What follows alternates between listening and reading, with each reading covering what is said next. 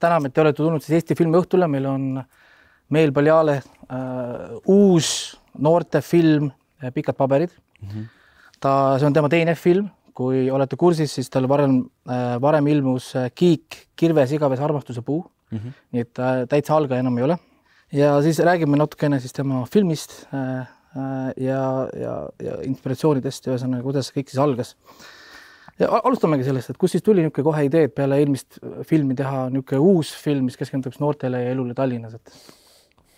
No kuna mu eelmine film toimus kuskil paralleeluniversumis, et justkui Eesti, aga mitte päris, kus ajastud segunevad ja selline muinasjutu maailm rohkem, siis kuidagi tekkis kohe soov ikkagi iseendale vastanduda ja teha järgmisena film, mis toimub siin ja praegu. Ja mis on kuidagi ikkagi väga selles ajas, kus see toimub, mis ei ürita olla midagi muud oma olemuselt. Ja kuidagi vist oli ka soov teha filmi linna keskkonnas, et varaselt olin päris palju vändanud erinevaid filme, mis toimusid Eesti maakohtades ja loodust olin palju kaadrisse püüdnud, aga siis hakkas paeluma just see linnaruum ja kuidas seda jäädvustada. Okei, sa mainitsid Tallinnet ja linnaruumi. Siin on väga niisugused olulised Tallinna kohad, et mille järgi see valik see tehtud, et on need mingid kohad, kus ise käite hängimas või kuidas see välja näeb? No see valik sai langetatud selle pinnalt jah, et kus ma ise käin ja et mis kohtadega on mul endal mingisugune side, et see oli väga oluline minu jaoks, et mul oleks isiklik side nende kohtadega, et need ei oleks lihtsalt mingid suvalised kohad, mis näevad lahedad välja kaadris, et pigem lähtusin ikkagi alati enda isiklikust kogemusest ja kuidagi, et mis on mingid mõtted, mis mingites kohtades tekivad või mingid vestlused, et kuidagi, et sellest lähtudes valisin need kohad. Sellel peategelasel on alguses see kassapidaja töö ja siis ma mõtlesin ka, et kus see kassapidaja just tuli, et kas see oli kõige igavam töö, mis suutsid välja mõelda või millest see tuli? See on hea küsimus. Kuidagi, ma ei tea, pood on ka siuke hästi visuaalne koht, mul on tunne. Ja kuidagi see kassapidaja amet tundus selline mõnus amet, kus ma ise küll ei ole olnud kunagi kassapidaja, nüüd ma räägin vastu endale, et mul sellega ei olnud isiklikku sidet, aga ilmselt sellepärast ma filmi ei räägi kassapidajast lõpuks. Et jah. Ja nüüd on kuskil hunnik solvunud kassapidajaid, et nende töö. Suur austus kõigi kassapidajate vastu. Okay. Sul on siin nüüd terve hunnik noori näitlejaid. Et kuidas on töötate siis noorte näitlejate, kes võib-olla pole varem teinud filme või üldse pole kokku puutnud filmiga? Väga mõnus, sellepärast, et nad on ju kõik enam-vähem sama vanad kui mina ja kuidagi, et me tajume maailma sarnaselt ja et ma sain hästi ruttu nendega sõpradeks ja siis see oligi lihtsalt siuke tunne, nagu teeks sõpradega koos filmi. Et see filmivõtted koosnesid ka lihtsalt ühest suurest hängist sõpradega, et mis niimoodi ei viga siis teha filmi, et ei pidanud muretsema, et mingit soorituspainet ei tekkinud nende ees. Kõik olid kuidagi sama pulga peal, et väga libedalt läks nendega koostöö. Nad on kõik väga andekad ja intelligentsed inimesed, et väga lihtne ja väga meeldiv oli nendega koostööd teha. Ma saan aru, et siin filmis ikkagist väga palju tuli seda improvisatsiooni ka sisse, et kui palju see nagu filmi tegemise ajal siis see originaalne nagu visioon muutus siis?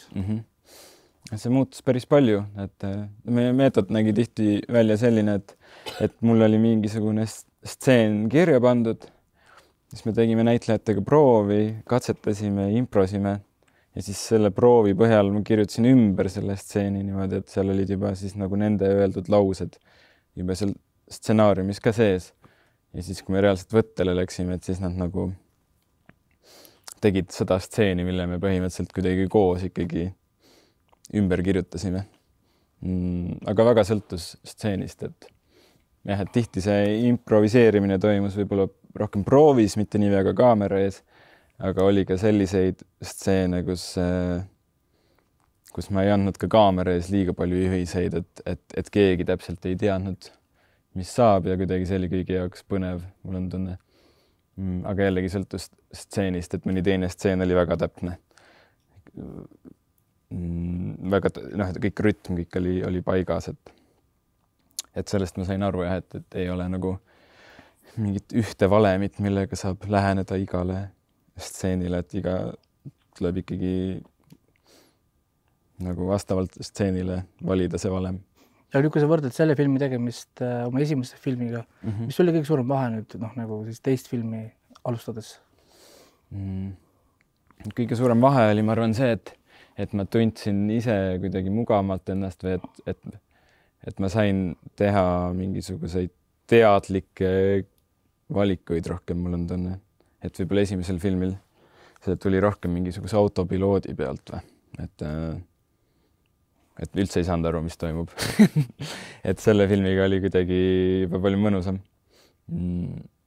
Ja meeskond oli ka suurem, nii et kogu see jah, et väga teistmoodi oli seda filmi teha. Esimene oli hästi niimoodi põlve otsas tehtud.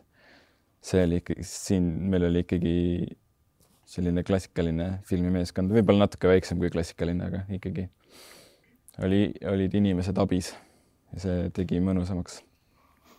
Okei, ütleme, kuna see on niisugune klassikaline hangout film, siis räägiks korraks filmi inspiratsioonidest, et tegelikult enne seda Santsi natuke rääkisime, et siin on selline riidekoti tseen, kus on see Linklateri film Dazed and Confused kotti, siis, mis on meelega pandud. Et mis on siis nagu, ma ei tea, suurimad inspiratsioonid või kus sa võtid seda niisugust ainest? Vot see hangout film on üldse üks žanr, mis mind väga paelub ja et kõik minu lemmikfilmid vist ikkagi lõpuks sobituvad sinna hangout lahtrisse, mul on tunne, et Letterboxdis on näiteks üks selline list ühe kasutaja poolt tehtud, mille nimi on, et hangout movies, but the homies are a little sad. Ja siis seal on põhimõtteliselt kõik minu lemmikfilmid on seal listis olemas. Aga muidugi jah, Linklateri varased filmid, siis erinevad 60-ndate, 70-ndate USA ja Euroopa filmid, et neid inspiratsiooniallikaid oli palju, ma arvan. Aga kõige inspireerivam oli ikkagi elu ise, mul on tunne, et siin on väga palju elust enesest võetud. Ja sellest ma lähtusin kõige rohkem, ma arvan. Mis see nagu peategelaste vanuse vahe umbes siin on? Et ma vist filmist väga ei saanud ka aru, mis see vanus neil siin lõpuks on? Nad on kõik umbes 20-ndate kuskil esimeses pooles või keskel. Et lõpuks ei olegi võib-olla nii oluline täpselt, kui vanad nad on, aga nad on 20-ndates. Ehk siis noored. Noored, jah. Siuke huvitav vaheala, kus oled nagu, just kui oled nüüd nagu täiskasvanu päriselt, aga samas tegelikult tunned veel ennast nagu laps. et see oli vähemalt see, kuidas ma ennast tundsin siis, kui ma kirjutasin seda filmi. ja, aga kui ütleme, kui sa hakkasid filmi kirjutama, oli sul mingi konkreetne sõnum ka, mida sa näiteks tahtsid, ma ei tea, noortele keskasvanutele edasi anda, võib-olla eelmisele põlvkonnale midagi edasi anda? Ma vist nagu ei mõelnud otseselt niimoodi ei lähenenud läbi mingisuguse sõnumi selleni. Et minu arust kõige hullem asi on see, kui film üritab midagi õpetada sulle, et ma üritasin kuidagi seda vältida. aga ma loodan, et see film äkki pakub kellelegi lohutust, et kõik on hästi. Head vibe'i. Head vibe'i, jah. Aga mul midagi õpetada ei ole, sest ma ei tea ise midagi. Ma ei oska midagi õpetada. see on jah, väga, väga hea tsitaat, ma ei õpeta, sest ma ei tea midagi. Yeah. Mõistlik. Ja väga lihtne küsimus, et mis on nüüd, ütleme, sinu kui filmi tegija tuleviku plaanid? Et arvestades, et sa oled 20-ndate keskel, sul on juba teine film Eestis, sa oled tegelikult juba ajast väga palju ees, sa oled 15 aastat põhimõtteliselt Eestist filmi tegijatest. Mis siis nagu nüüd plaanid on? No nüüd tuleb teha filme lihtsalt, midagi muud üle ei jää, et mis ma ikka teen siis? Ma ei oska ju midagi muud teha. Teed järjest filmi lihtsalt? See oht on see, et kui liiga palju filme teed, siis jääbki üle ainult filmi tegemisest filmi teha. Et loodetavasti selleni on aega veel. Vahepeal tuleb elada elu ka natukene. Liiga palju ei saa ka filmi teha ainult. Peab leidma selle balansi elu ja loomingu vahel. Okei. Ja ma tegelikult, sest mina olen filmilt liiga vana, ma vaatasin seda filmi küll niimoodi, et ma tunnet, kuidas vahe juba läheb nagu nii suureks, et see läheb juba rohkem minu lastemaailma kui minu nagu maailma. Aga palju oli vaadata, mida noored siis Tallinnas teevad ja kuidas nad hängivad ja ikka väga teine maailm kui minu kasvamine. Mitte, et ma oleks väga vana, ma ei ole vana tegelikult.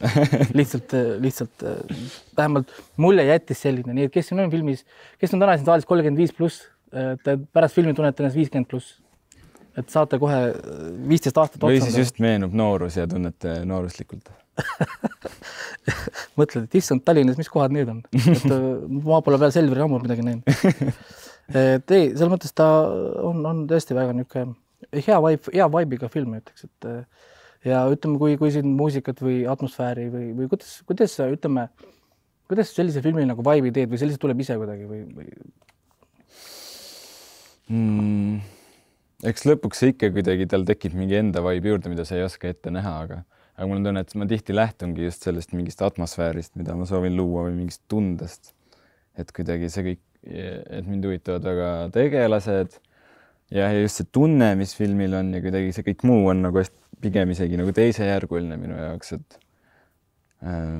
ma selle filmiga just nägin hästi palju vaeva, et seda süžeed nagu võimalikult nagu tahaplaanile tõmmata või et nagu vähemaks, et kuidagi, et saaksid kõik muud asjad, mis on minu jaoks tihti olulisemad filmis, kui see mingisugune süžee, et need saaksid nagu tulla esiplaanile selle arvelt, et ma üritasin kuidagi seda tehes vältida seda, et ma kuidagi kunstlikult survestan mingit süžee liine või et surun mingit tegelasi kuhugi midagi tegema, et pigem lihtsalt jälgisin neid ja otsisin seda mingit tunnet. Aga mis on kõige olulisem asi sinu jaoks filmi puhul siis? Kui ütleme siis stsenaariumit ei pea võib-olla nii raiuma, siis mis on see kõige olulisem?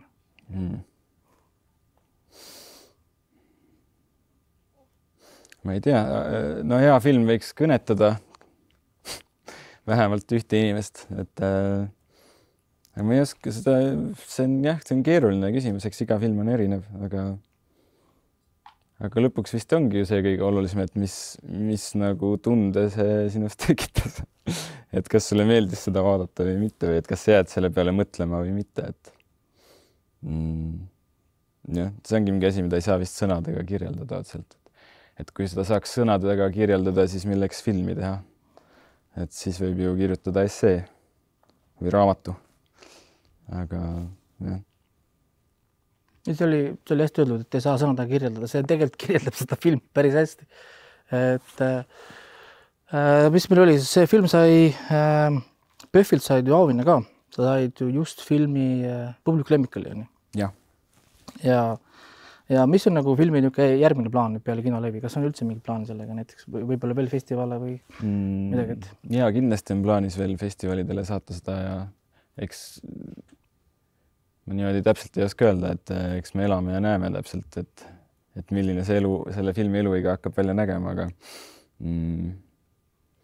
jah, hetkel on ta kinodes ja siis vaatame, mis edasi saab. Selge. On kellelgi tekkinud mingit küsimust, mida tahaks küsida meil seal taga? Aastad on mööda läinud ja mingid head kohad on ikkagi muutunud. Kortermajad on tekkinud, mõtlen oma kogemuse pealt ka sellised parimad hangout kohad, kus noorena sa ei oldud, need enam pole. Et kuidas sa nagu seda probleemi lahendasid? No ma lahendasin seda probleemi sellega, et ma jäädvustasin need filmilinale igaveseks, et ma kuidagi teistmoodi ei osanud seda lahendada. Aga jah, siin osasi kohti tõesti ei eksisteeri enam, et siin on näiteks üks stseen toimub demoklubis, mida ei ole enam ja siin on veel. Tallinn muutub nii kiiresti, et sellepärast võib-olla oligi soov nagu jäädvustada mingit kohti, et sa tegelikult ju tajud, et see ei kesta et need ei jää igavesti niimoodi, et see on mingi väike ajahetk. Et kui praegu seda ei tee, et siis seda ei juhtugi. Ehk siis tehislikult ka ikkagi lõid mingid vanu mälestusi lokatsioonide mõttes? Selles mõttes ei, seda mitte otseselt, et film toimub ikkagi päris kohtades, mis sel hetkel olid olemas. Et ma kuidagi, see film nagu kuidagi jäädvustabki kuidagi seda meeleseisundit ka nagu, no ta on natuke tagasivaatav ka, aga mis kuidagi selle filmi ajal nagu oli, et ma nüüd ei mõelnud hullult tagasi enda mingisse minevikku ja hakanud sealt kookima mingeid asju välja, et pigem ta nagu juhtuski selles hetkes, kus ta oli. Et see tagasivaatamine oli nagu lähiminevikku võib-olla, mitte liiga kaugesse minevikku, et jah, et midagi demoklubi ei pidanud uuesti ehitama nullist üles selle jaoks. Jah, et ütleme siis sinu selline põlvkonna hangout on nüüd salvestatud, et yeah. Minu põlvkonna oma ei olnud. No võt. Mitte, et ma ei ole tegelikult teine põlvkond. Nii, kas oli veel küsimusi tekkinud? Siin ees kohe. Kas see film on suunatud ainult pigem Tallinna ja Eesti noortele või sa arvad, et ka näiteks mingid noored teistest riikidest võiks ära võtta? Ma arvan, et Tallinna noortel või publikul on selles mõttes mingi lisaväärtus võib-olla seda vaadates, et kuna et sa ise nagu oled olnud nendes kohtades ja kuidagi tajud seda linna, et siis on mingi isiklikum side sellega võib-olla, aga lõpuks inimesed on nii universaalsed, et need teemad on igal pool täpselt samad, ma arvan, et me ei ole üldse nii erilised, kui me arvame, et me oleme. Me oleme kõik täpselt samasugused. Et selles mõttes ma arvan, et temas on mingi universaalsus ka, jah. Ja võib-olla välismaa vaatajal on selles mõttes huvitav näha, et saabki nagu näha, et mismoodi Tallinnas elu käib. Aga jah, see on huvitav küsimus. Ma ei tea. Väga chill, lavastaja chill, film on chill. Nii et loodame, et teil on ka pärast siis chill. Aga täname lavastajat ja... Aitäh, et kutsusite!